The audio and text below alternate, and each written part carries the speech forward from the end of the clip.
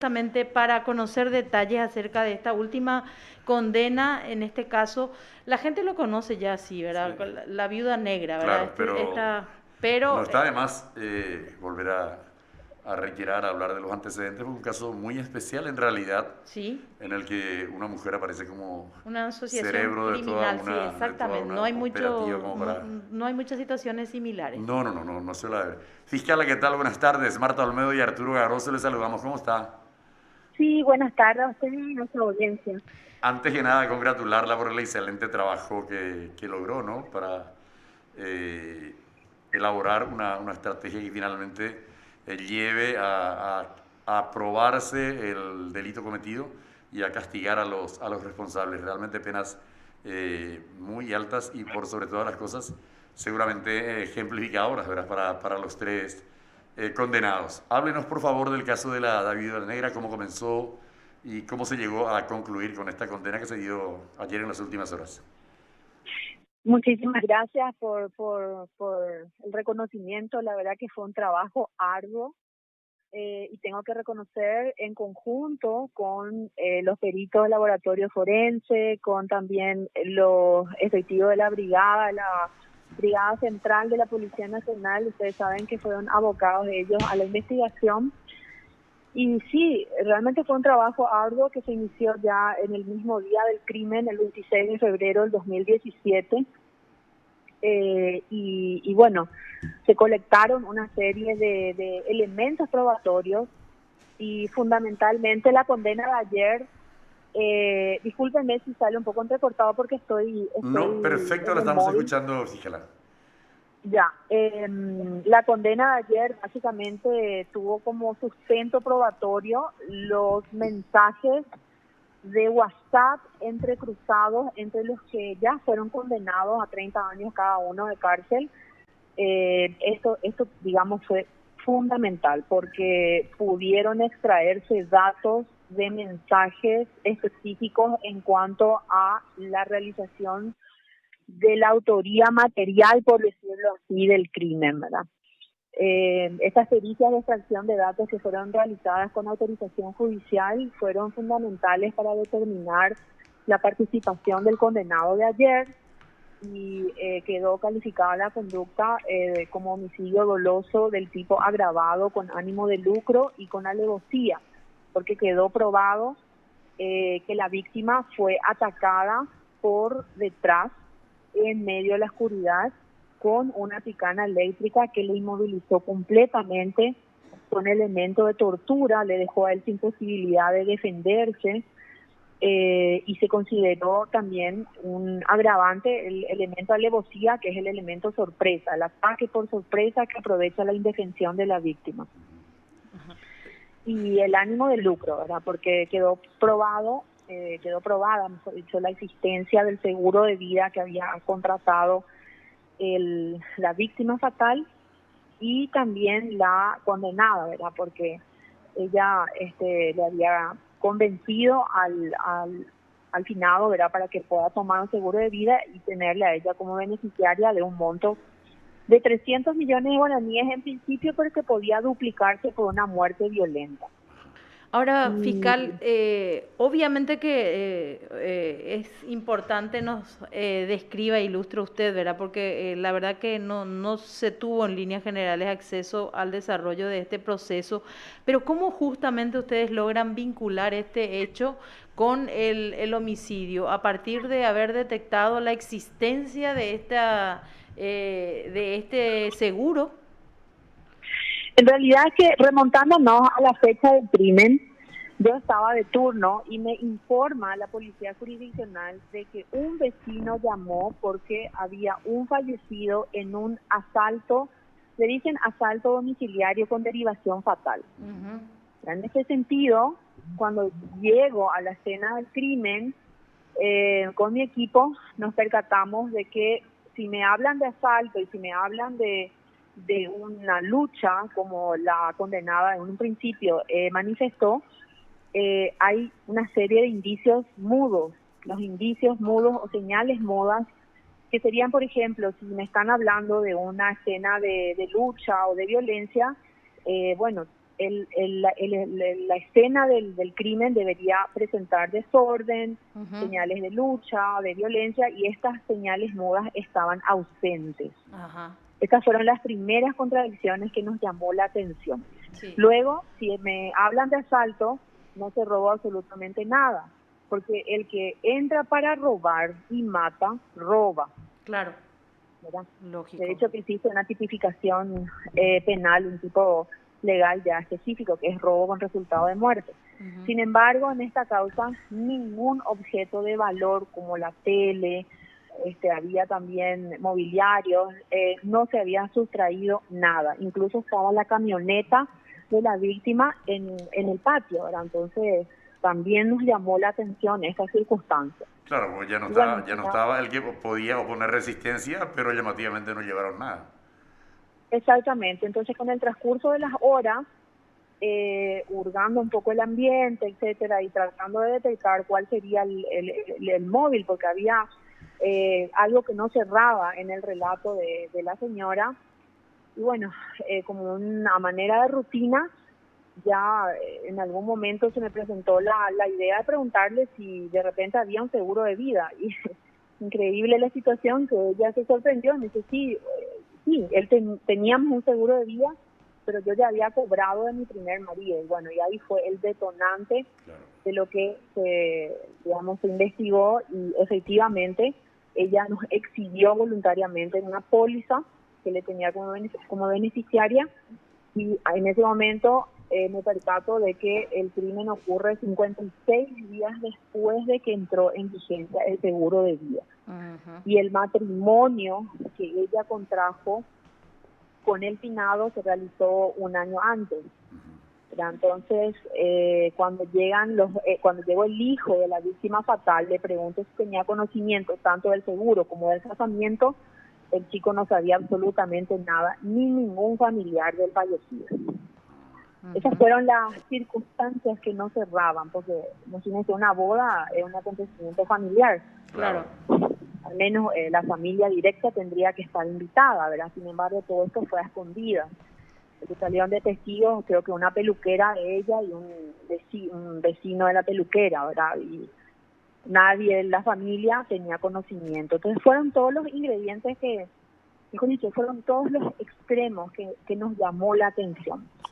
Y Ajá. finalmente se empieza a vincularla a través de los vecinos, que nos contaban que siempre que el marido salía, entraba una persona, el sexo masculino, que decía que era el tío de la hija del primer marido de la señora. Y sin embargo, el equipo policial pudo determinar que no eran familiares, y ahí se acercan los familiares del primer marido fallecido y niegan todo relacionamiento de parentesco.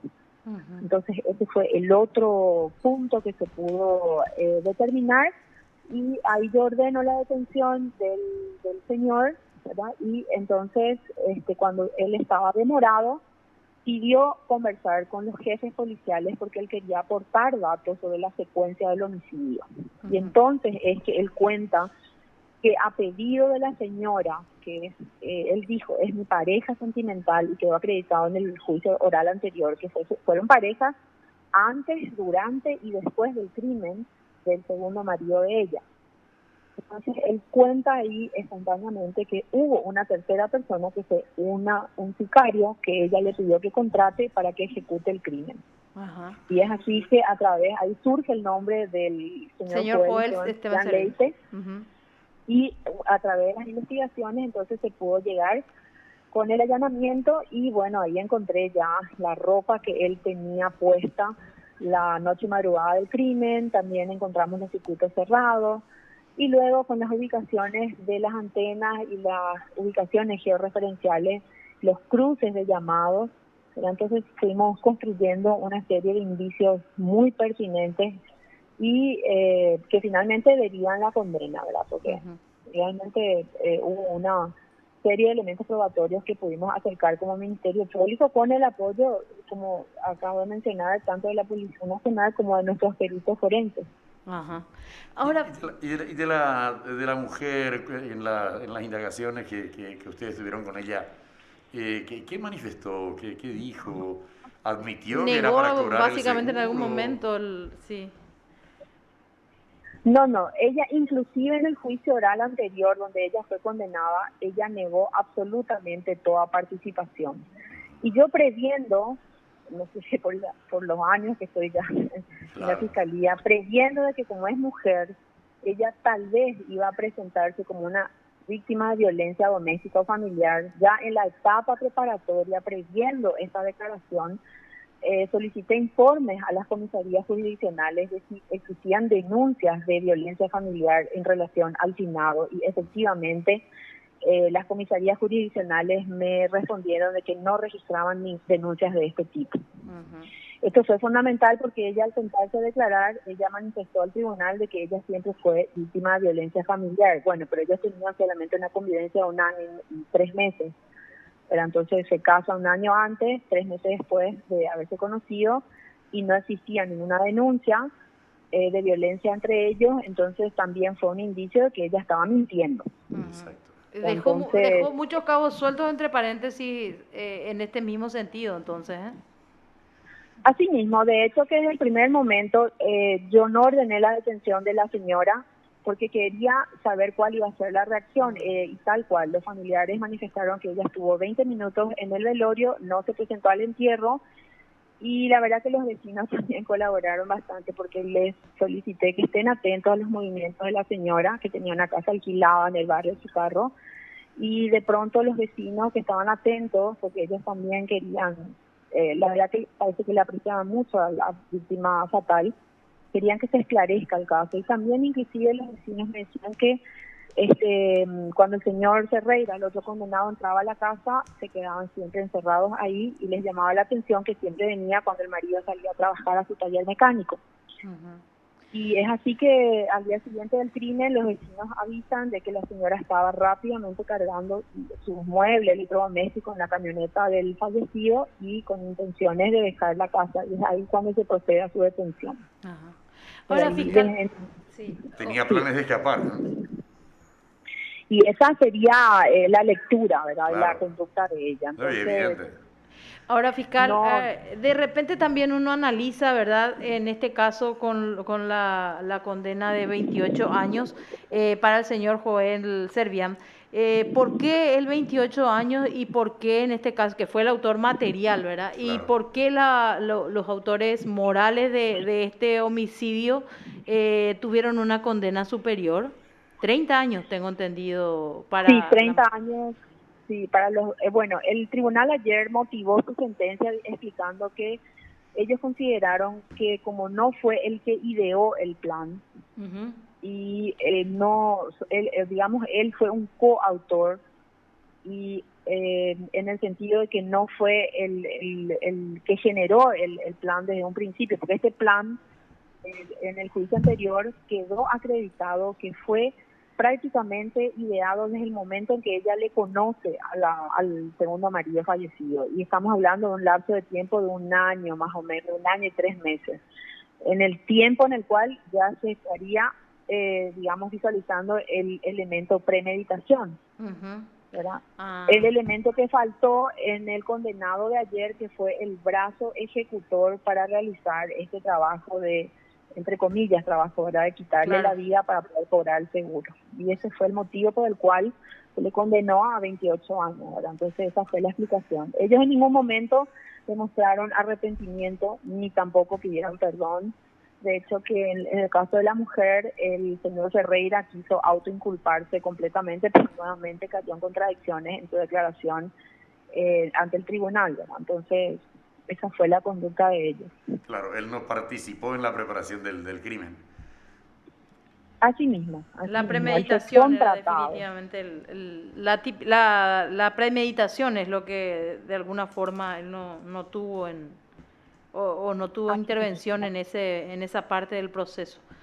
Claro, dentro de lo que es la tipificación, o sea, dentro de lo que es el tipo agravado del homicidio, ese elemento faltó. Claro, Claro, claro, Sí porque estuvo todos, presente el ánimo de lucro y la alevosía. claro, porque exacto. todos nos sentamos a pensar, pero es el autor material, es el que concretó el homicidio, pero bueno, ya con este detalle Sí, obviamente queda exacto. muy claro. ¿Ustedes, fiscala, pudieron determinar que aquel primer fallecimiento del primer esposo de esta señora, tuvo relación también con el cobro del dinero por el seguro? Claro, nosotros nos enteramos, es decir, en particular, en mi caso, cuando estuve de turno, ya en el momento en que fue un caso que fue muy cubierto por la Sí, prensa, sí, sí. de hecho, con comentarios e intervenciones del trabajo periodístico muy objetivo, que incluso se ofrecieron como pruebas, el tribunal admitió la reproducción de todos los materiales periodísticos porque tenían porciones de la historia bastante conducentes. Pero la familia del primer marido se entera ya a través de la prensa y le ubican a esta señora y ahí se presentan ellos a denunciar un caso que ocurre fuera de mi jurisdicción. Yo no tuve intervención porque fue fuera de mi competencia. Y en ese sentido, esta primera causa se desestimó en la Fiscalía de Origen, que fue en Capiatá, ¿verdad? Entonces, lo que sí insistieron las hermanas y hermanas del primer marido es que a ellos les llamó la atención las circunstancias en las cuales falleció el primer marido de ella, porque según manifestaron, y esto declararon en juicio oral porque fueron citados a comparecer, de que el primer marido presentó en su cuerpo rastros de rasguños en la cabeza, en la frente, y un testigo habría dicho que una mujer de las características de esta señora condenada había estado con él aquel día de su fallecimiento. Pero es una investigación que se desestimó en la Fiscalía de Origen y yo no tuve intervención en la misma. Volviendo a aquella noche y madrugada del ataque, la víctima fue alertada supuestamente por esta mujer de que alguien estaba dentro de la casa y al salir recibió a ver, la descarga eléctrica de la picana y después lo ataca el sicario. ¿Con qué? No, lo que quedó acreditado es que el señor estaba durmiendo en su, digamos, en su lecho, Sí. y ella, como una primera contradicción fue que dijo, ¿usted por qué no estaba durmiendo con él en la misma habitación? Dice, no, porque el aire acondicionado no andaba. Sin embargo, cuando fuimos al allanamiento, el aire andaba perfectamente, ¿verdad? Ujú. Entonces, ella le convence para que se levante de la cama en medio de la oscuridad. Estamos hablando de un día domingo de madrugada, a eso de las 2:28 más o menos de AM, ¿verdad? Sí. Y en medio de la oscuridad le convence y le dice que ella escuchó ruidos y que vaya a verificar. En ese momento, cuando él se dirigía con el torso desnudo, descalzo, con un short, hacia la puerta principal que ya la mujer había dejado abierta, lo cual quedó acreditado también, es atacado por la espalda por Ferreira con una picana eléctrica que le inmoviliza, cae al piso de cara al suelo y ahí le ejecuta el condenado del día de ayer. Esa fue la secuencia. Luego Ahora, ellos desaparecen de ahí y quedan grabados en un circuito cerrado de la esquina de la casa donde ocurrió el hecho a la hora más o menos del crimen y luego en la estación de servicio cerca del domicilio de ellos en Lambaré.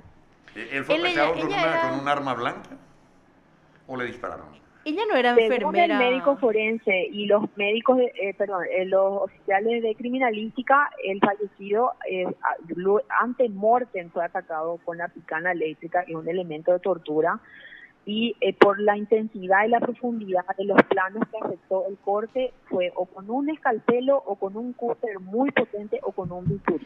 Ella era enfermera, por eso le decía yo, lo del bisturí también no se descarta, ¿verdad? No, de hecho que está entre la posibilidad de el arma utilizada para el crimen. Ajá, Sí, era enfermera de la penitenciaría de Tacumbó.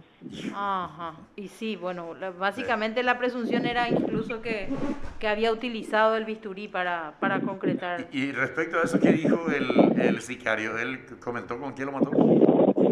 Él se abstuvo de declarar en tribunales, pero en los diferentes medios de prensa, en el momento en que él todavía no estaba imputado, él espontáneamente conversó con la prensa y bueno, no fue atacado de nulidad estos discos de grabación de los diferentes noticieros en donde él en forma unánime y contesta y dijo, yo fui y le atajé, pero no cometí el crimen, solo le atajé, ¿verdad? Entonces, La valoración de las pruebas, ustedes saben, integralmente se utilizan todos los elementos, ¿verdad? Algunos son indicios más fuertes, otras son pruebas de orientación y otras que son pruebas de acreditación, ¿verdad? Entonces estuvieron presentes en ese sentido varios elementos en conjunto que determinaron que sí, efectivamente, él fue el autor material del hecho.